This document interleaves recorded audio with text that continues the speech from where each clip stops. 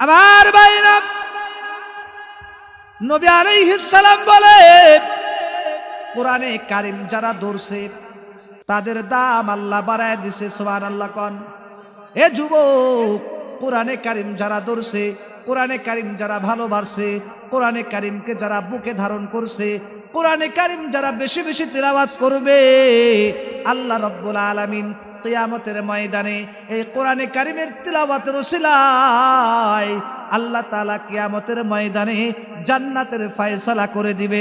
একটু আওয়াজ দিয়ে বলা যায় না সুবহানাল্লাহ? আমার কলিজার টুকরো যুবক বাবারা, আমার মা বোনেরা, কোরআনে কারিম বেশি বেশি তিলাওয়াত করবেন। প্রত্যেকদিন ফজরের পরে সূরা ইয়াসিন তিলাওয়াত করবেন। সূরা ইয়াসিন তিলাওয়াত করলে বহু লাভ, বহু ফজিলত নবীজি হাদিসে জানায়া দেয়। এ দুনিয়ার মানুষেরা, সূরা ইয়াসিন যদি তোমরা প্রত্যেকদিন ফজরের পরে যদি পড়তে পারো, তাহলে আল্লাহ তাআলা তোমার আমল নামায় 10টি কোরআন পড়ার সওয়াব দান করবে। কোরআনে কারিম 10 খতমের সওয়াব দান করবে। 2 নাম্বার, মুমূর্ষু অবস্থায় কোনো মানুষ মারা যাচ্ছে, মারা যাওয়া বাপ, ওই মুমূর্ষু ব্যক্তির পাশে বৈশা কোরআন পড়ো, তাহলে তার কালেমা পড়তে, তার জানটা কবজ করতে তার জন্য সহজ হবে।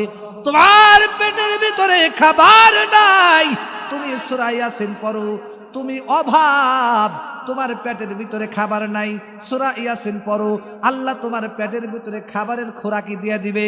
তুমি সূরা ইয়াসিন পড়ো, তুমি শত্রুর মোকাবেলায় হয়ে গেছো, শত্রুকে ভয় করতেছো, হিংস্র প্রাণীর সামনে তোমার সামনে ভাগ, তুমি ভয় পাইতেছো, বাদশার সামনে তুমি ভয় পাও, তখন তুমি সূরা ইয়াসিন পড়তে থাকো। তাহলে আল্লাহ তাআলা তোমাকে এই গরম বাদশা থেকে, জালেম বাদশার হাত থেকে, বাঘের হাত থেকে তোমাকে আল্লাহ রক্ষা দিয়ে দিবে।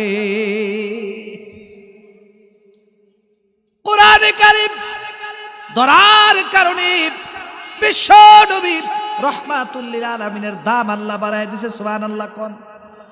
নবীজিকে অন্য নবীরা প্রশ্ন করছে, ইয়া রাসূলুল্লাহ, আপনি সমস্ত নবীদের চাইতে এত শ্রেষ্ঠ নবী কেন হলেন, এত দামি নবী কেন হলেন?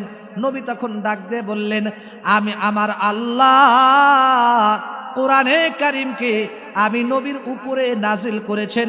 কোরআনের ছোঁয়া আমার গায়ের মধ্যে লাগছে, এই কোরআনের ছোঁয়া আমার গায়ের মধ্যে লাগার কারণে আল্লাহ আমার মর্যাদা সমস্ত নবীর চাইতে বেশি মর্যাদা দান করছে। লা ইলাহা ইল্লাল্লাহ। মুহাব্বতে জিকির করেন।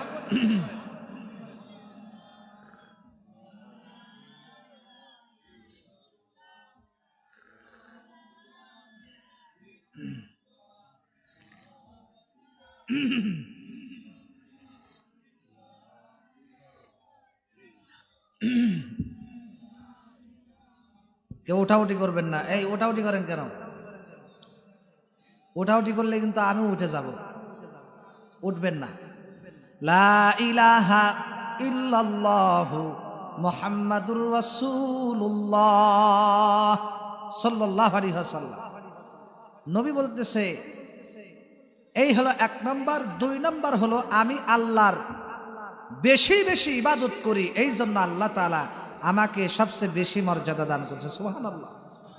যে যত ইবাদত করবে, যে যত গোলামি করবে, যে যত আল্লাহর দাসত্ব এবং গোলামি করবে, যে যত সেজদা দিবে, যে যত আমল করবে, যে যত মাওলার গোলামি করবে, আল্লাহ তার মর্যাদা তত বাড়ায় দিবে। সুবহানাল্লাহ।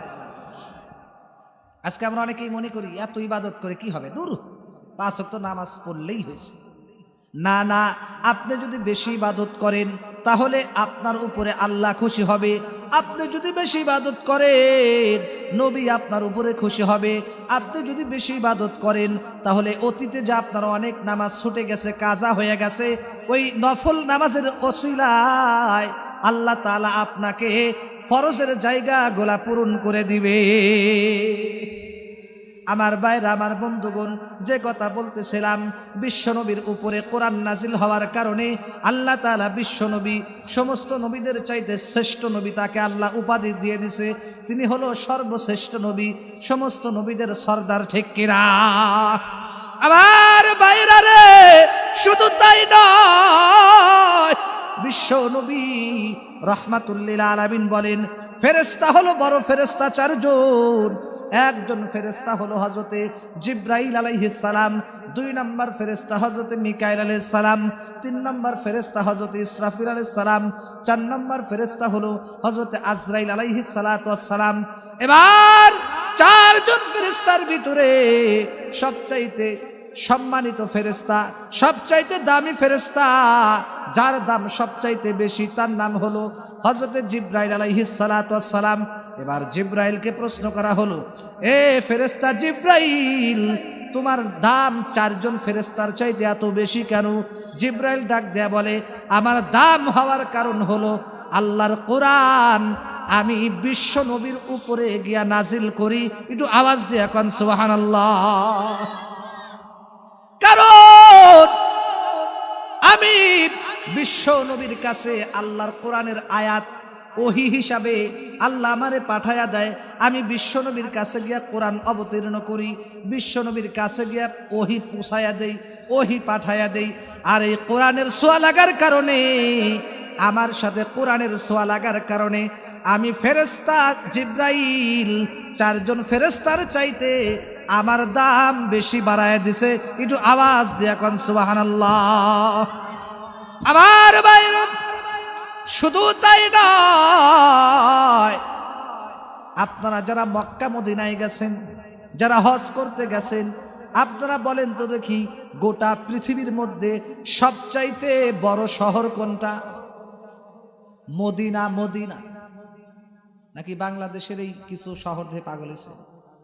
মদিনায় গেছেন আপনি? পৃথিবীর মধ্যে সবচাইতে শ্রেষ্ঠ শহর হলো মদিনা শরীফ। মদিনা শরীফ, সুবহানাল্লাহ বলতেন না? মদিনা শরীফের মার্কেটে ঢুকলে আপনি অবাক হয়ে যাবেন, কি সাজায় রাখছে, শুধু টাকার খেলা, টাকার খেলা।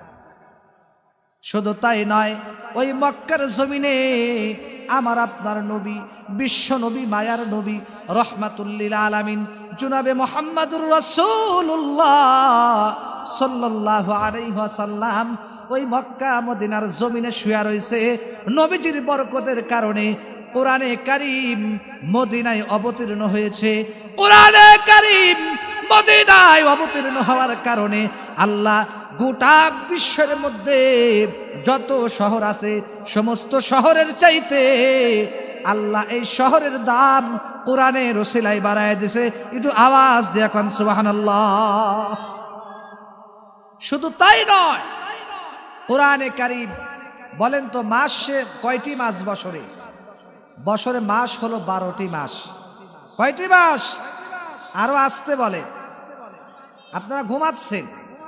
নারায়ে তাকবীর। এই যে এরা কিছুই বলে না, চুপ করে বসে থাকে। সবাই মুখ খুলে বলে, এই সবাই সবার দিকে তাকাবেন, কে বলে না দেখবে। নারায়ে তাকবীর। মোটামুটি হয়েছে।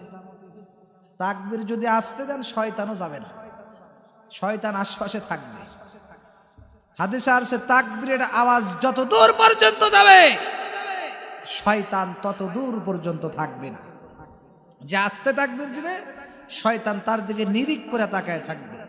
আস্তে তাকবীর দিলে শয়তান বলবে যে ও হয়তো আমার বন্ধু, এই জন্য আস্তে তাকবীর দিতেছে, তার মানে ওর কাছে আবার যাওয়া লাগবে।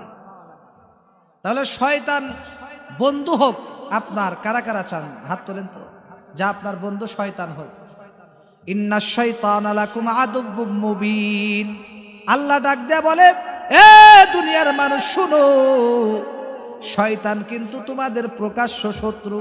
সেই জন্য খবরদার, খবরদার, শয়তানের ধোঁকায় তোমরা কিন্তু পইরো না। কিয়ামতের ময়দানে উনি সুবহানাল্লাহ বলতেছেন, শয়তানের ধোঁকায় পড়িও না, আমি সুবহানাল্লাহ বলে। আলহামদুলিল্লাহ কন। আমার ভাইরা, সম্মানিত ভাইরা, কষ্ট হইতেছে? কিয়ামতের ময়দান, হাসরের মাঠ যেদিন কায়েম হবে, মা বোনেরাও ভালো করে শোনে, এবার আল্লাহ তাআলা বলবেন, দুনিয়ার ভিতরে যে যাকে স্মরণ করছো, যে যাকে অনুসরণ করেছো, তার সাথে আজকে তোমার হাসর নাসর হবে। তুমি তার পিছনে ধরে, তার হাত ধরে তুমি সামনে হাঁটতে থাকো। আল্লাহু আকবার কর। দুনিয়াতে যে নেতাকে সাপোর্ট করছো, যে যেই দল করছো, সেই নেতার পিছনে আজকে হাত ধরে যাও। আল্লাহ তাআলা বলবে, এবার যারা শয়তানের অনুসরণ দুনিয়াতে করতে পারে নাই,